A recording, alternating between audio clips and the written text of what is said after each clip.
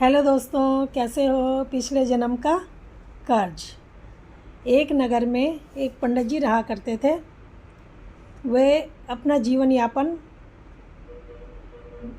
भिक्षा से मिली हुई दक्षिणा से करा करते थे। मोहल्ले वालों ने तरस कर खाकर उनका विवाह एक ब्राह्मण कन्या से करा दिया। पंडित जी का माता का देहांत जब वो छोटे थे तभी हो गया था। अब उनके जो पिता थे वो उनको पढ़ाई के साथ साथ अपने बेटे को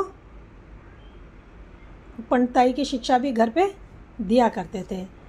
अब बड़ा होने तक, पढ़ाई पूरी करने तक उसने वो विद्या में निपुण हो गया। और जब वो निपुण हो गया तो ज्योतिष अपने पिता के साथ वो काम पर जाने लगा और परिवार अच्छे से उनका चलने लगा। तभी बीमारी के कारण उसके पिता का भी निधन हो जाता है।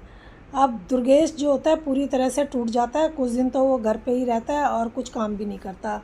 अब दुर्गेश फिर से काम पर जाने लगता है और उसके व्यवहार के कारण लोगों ने उसका विवाह एक ब्राह्मण कन्या से, गरीब ब्राह्मण कन्या से करा दिया।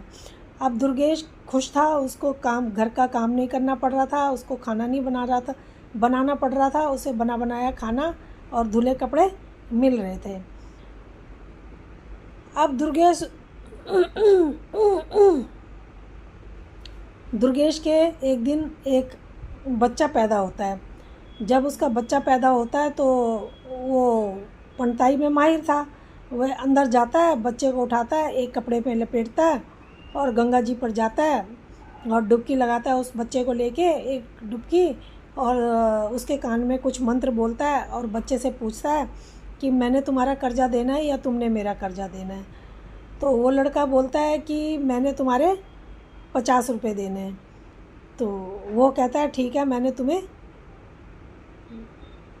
50 रुपये देने हैं। वो लड़का कहता है, तो कहता है कि ठीक है, तुमने देने हैं मेरे 50 रुपये, तो मैंने तुम्हें माफ़ किया। और उसको ये बोल के गंगा जी में प्रवाहित कर देता है और वापस खाली हाथ घर आ जाता है। उसकी पत्नी बहुत दुखी होती है, परेशान होती है और वो कर भी क्या सकती थी। वो कहती है, अब रो धो के चुप हो जाती है। अब वो दोबारा उसके जब फिर बेटा पैदा होता है, जब दोबारा उसके बेटा पैदा होता है तो फिर पंडित जी दुर्गेश उसको फिर कपड़े में लपेटते हैं और फिर लेके चले जाते हैं। अब फिर उससे पूछते हैं वहाँ जाके, नदी में जाके, कि तुमने मेरे पैसे कर्जा देना है या मैंने तुम्हारा कर्जा देना है। तो वो कहता है कि तुमने मेरे 100 रुपये देने हैं। तो दुर्गेश कहता है कि ठीक है,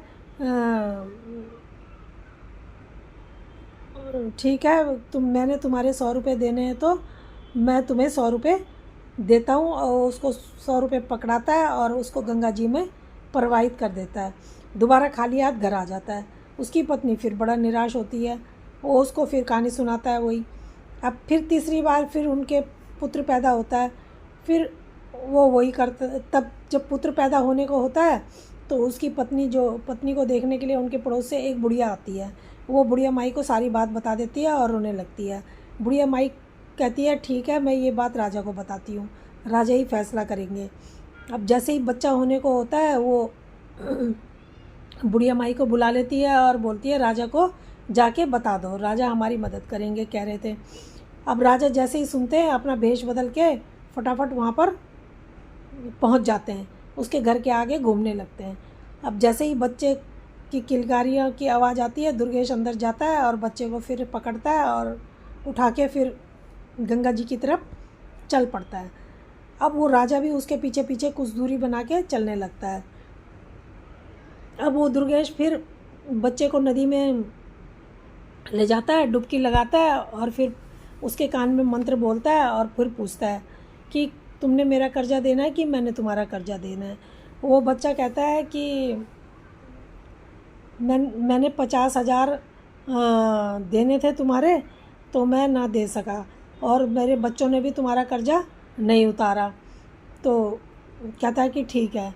वो बच्चे को कपड़े में फिर डुबकी लगाता है और बच्चा फिर अपने पहले वाले छोटे रूप में आ जाता है और वो सारी याददाश्त भूल जाता है बच्चा।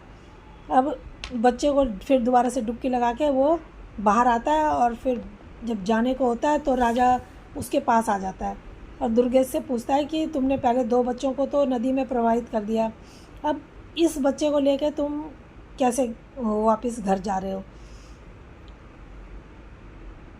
बताओ मुझे। तो वो राजा को कहता है कि तुम कौन हो। तब राजा उसको बताते हैं कि मैं एक राजा हूँ और ऐसे ऐसे तुम्हारा पीछा करते हुए यहाँ आया था। तो वो कहता है कि ठीक है। तो वो उसको बताता है कि वो जो 2 हुए थे, एक ने तो मेरा कर्जा देना था, एक को मैंने कर्जा देना था। तो मैंने जिससे कर्जा लिया था उसके 100 रुपये दे के उसको प्रभावित कर दिया और जिसने मेरा देना था उसको मैंने माफ़ कर दिया, तो उसको प्रभावित कर दिया। वो 2 बहुत कम कर्जा था जो जल्दी ही कुछ टाइम में हो जाता, फिर हमें खाली हाथ रहना पड़ता। इससे अच्छा तो ये है कि अभी हमें उनसे मोह भी नहीं था और अभी हम उनको जानते पहचानते भी नहीं थे, तो अभी उनको प्रवाहित करना ही ठीक था, बाद में हमें दुख होता। तो राजा कहता है कि अच्छा, पर इसका ये कहता है इसने तो हमारे अभी 50,000 कर्जा देना है, ये हमारे, इसलिए मैं इसको लेके साथ में जा रहा हूँ क्योंकि ये काफ़ी दिन रहेगा। तो वो घर जाता है जब बच्चे को लेके, तो पत्नी को देता है। पत्नी बहुत खुश होती है, वो कहती है, पत्नी कारण पूछती है कि इसको कैसे लेके आ गए। फिर वो पत्नी को कहता है कि ये हमारा साथ हमारे मरने तक देगा और क्योंकि इसने हमारा बहुत ज़्यादा कर्जा देना है, ये पूरा हमारा मरने तक साथ निभाएगा। पत्नी कहती है कि अच्छा। पत्नी फिर अब उसके घर में खुशियाँ आ जाती हैं और पूरे गांव का खाना करते हैं, भोज करते हैं और उनके घर में ढोल वोल बजते हैं, काफ़ी दिन तक कीर्तन वगैरह चलता है और बच्चे के आने की खुशियाँ मनाई जाती हैं। अब जब वो बच्चा बड़ा होता है फिर अपने दुर्गेश के साथ में कमाने के लिए जाने लगता है, तो कहता है कि मैं भी अब बड़ा हो गया हूँ, मैं भी जाऊँगा। अब जैसे वो जाता है तो उसकी माँ बहुत खुश होती है, वो सुबह जल्दी उठती है और नाश्ता पानी बनाती है, उनको खिलाती है और वो काम पर जाते हैं। अब जब वो काम पर जाते हैं तो जो बच्चे के पापा होते हैं तो वो तो जल्दी घर आ जाते हैं, लेकिन ये घर ही नहीं आता है, ये बहुत लेट कर देता है। तो आने में रात हो जाती है इसको आने में। इसको एक औरत मिलती है रोते हुए। ये जब रोते हुए औरत मिलती है, ये उससे कारण पूछता है कि क्या कारण है, क्यों रो रही हो। तो वो औरत अपना कारण बताती है कि मेरा पति सुबह से घर गया हुआ है, 2 दिन से गया हुआ है और अभी तक लौट के नहीं आया, तो तुम बताओ वो कब तक लौट के आएगा तो कब आएगा और ठीक ठाक है कि क्या है। तो वो कहता है कि मैं एक बात बताऊंगा मुफ्त में। वो कहती मैं पैसे नहीं दूंगी। वो कहता कोई बात नहीं, पैसे मत देना मुफ्त में, मैं लेकिन एक बात ही बताऊंगा, 2 बात नहीं, एक बात पूछो। वो कहती है कि अच्छा यही बता दो कि वो कब आएंगे। वो कहता है कि वो रात को आएंगे। तो वो कहता है कि ठीक है, तो मैंने तुम्हें बता दिया, लेकिन तुम्हें अब जब तुम्हारा जो पति है वो कमा के लाएगा उसका एक हिस्सा तुम्हें मेरे घर पहुंचाना होगा। अब मैं दोबारा तुम्हारे घर मांग लेने के लिए नहीं आऊँगा।